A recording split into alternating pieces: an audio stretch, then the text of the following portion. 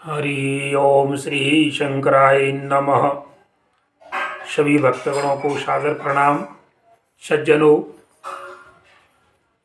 मैं आज आपको हिंदी में तो हम भगवान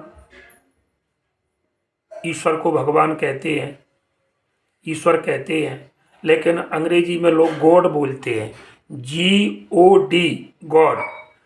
तो गॉड कहते हैं परमात्मा को। तो इसका मतलब क्या है?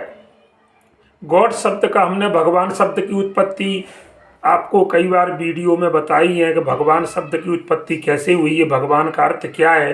लेकिन हिंदी में हमने बहुत पढ़े, लेकिन आज हम आपको गॉड के बारे में, कि जो लोग गॉड कहते हैं कि गॉड, ओ गॉड, तो GOD, गॉड, गॉड का अर्थ क्या है। तो सज्जनों, परमात्मा को अंग्रेजी में गॉड कहते हैं। तो इसमें 3 शब्द हैं, पहला G, दूसरा O और तीसरा D।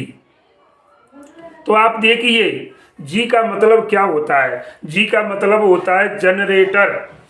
जी से बनता है जनरेटर। कहने का अर्थ है, जनरेटर का मतलब क्या है कि जो अपने जैसे जनरेटर होता है वो लाइट पैदा करता है और कोई भी आप उससे काम कर सकते हो। फिर तो कहने का मतलब है, जी का मतलब जनरेटर से है। तो प्रजापति जो ब्रह्मा द्वारा जो नई सृष्टि की स्थापना की जाती है, वो जी का अर्थ है। जिसमें जनरेटर है, इससे सृष्टि का निर्माण, जैसे जनरेटर से लाइट पैदा होती है, ऐसे ब्रह्मा से जो है सृष्टि, नई सृष्टि का निर्माण होता है। तो सज्जनों, जी का अर्थ प्रजापति ब्रह्मा के द्वारा सृष्टि की स्थापना करना है। अब दूसरा शब्द आता है ओ। तो ओ का मतलब क्या है? ओ का अर्थ मैं बताता हूं आपको। ओ का मतलब है ऑपरेटर। ऑपरेटर का मतलब है जैसे रचना तो कर दी सृष्टि की महाराज, लेकिन उसको कोई संभालने वाला भी तो चाहिए, उनको पालन पोषण करने वाला चाहिए। तो ऑपरेटर क्या करता है? कंट्रोल करता है उनके ऊपर। तो कहने का अर्थ है कि विष्णु के द्वारा, फिर जो ब्रह्मा जी के द्वारा जो सृष्टि का निर्माण किया गया, अब वो विष्णु के द्वारा जो है उसका पालन किया जाता है। देखिए, तो वो से ऑपरेटर, ऑपरेटर का मतलब है उसको जो है कंट्रोल करने वाला, उसका पालन करने वाला। सज्जनों, बड़ी सुंदर कथा मैंने आपको जो आज वर्णन कर रहा हूँ।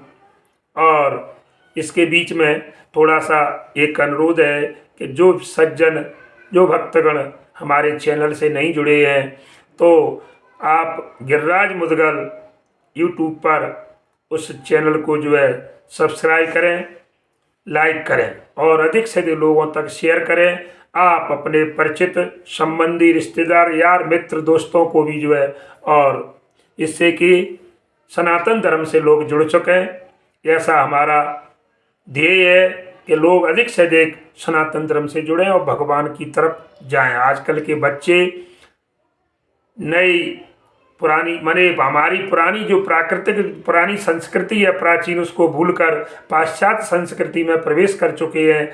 हमारा जो है सब संयम नियम जो थे, सब धीरे धीरे लुप्त होते जा रहे हैं। तो हमारा एक ये प्रयास है इस चैनल के माध्यम से कि हम अपनी खोई हुई और जो प्राचीन सभ्यता है उसको फिर से वापस ले आएं। तो सज्जनों, मैंने 2 शब्दों के अर्थ बताए आपको। जी का मतलब जनरेटर, ओ का मतलब ऑपरेटर। तो जी तो ब्रह्मा जी है जो निर्माण सृष्टि का रचना करते हैं, और विष्णु भगवान उसका पालन करते हैं। अब आता है शब्दों, तीसरा शब्द डी। डी का अर्थ होता है डिस्ट्रक्टर। डिस्ट्रक्टर का अर्थ होता है कि शंकर बाबा जो है और जो पुरानी सृष्टि हो चुकी है उसका विनाश कर देते हैं। तो आपने इन्हीं 3 दिव्य कर्तव्यों के जो है फलस्वरूप बताऊंगा, ये 3 शब्द बताए आपको। 3 दिव्य कर्तव्यों के ही अनुसार निराकार ज्योतिर्बिंदु जो परमपिता शिव परमात्मा को त्रिमूर्ति शिव भी कहा जाता है। इन तीनों की जो जोड़ी है, ब्रह्मा, विष्णु और महेश महाराज, इनको और त्रिमूर्ति शिव भी कहा जाता है। इस प्रकार से मैंने जो है आपके प्रति और परमात्मा के माने गॉड शब्द का अर्थ बताया। अब इसी प्रसंग में मैं आपको जो है आत्मा और परमात्मा के दिव्य कर्तव्य और उसकी क्या पहचान है कि आप लोग कह देते हैं कि आत्मा सो परमात्मा, लेकिन आत्मा की और परमात्मा की क्या पहचान है सज्जनों। मैं आपको आत्मा और परमात्मा की जो है, परमात्मा के बारे में जो है मैं आपको बताना चाहता हूँ क्या मैं कि आत्मा में और परमात्मा में कितना अंतर है। देखिए सज्जनों, जितना शिव और शंकर में अंतर है, शिव और शंकर में अंतर क्या है। शिव अर्थात कल्याणकारी।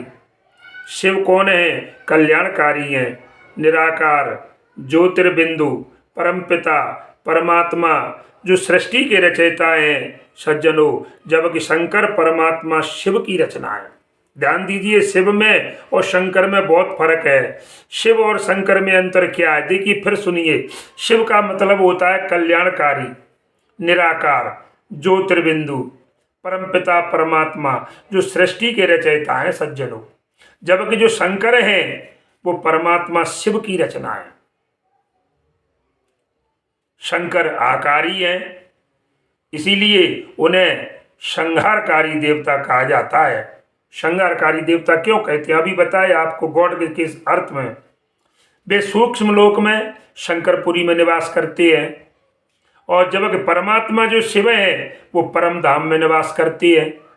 इस प्रकार से महाराज शिव में और शंकर में, दोनों में इतना अंतर है। हमें शिव और शंकर के अंतर को इस प्रकार से समझना चाहिए। इसी के साथ जय श्री राम, जय हनुमान।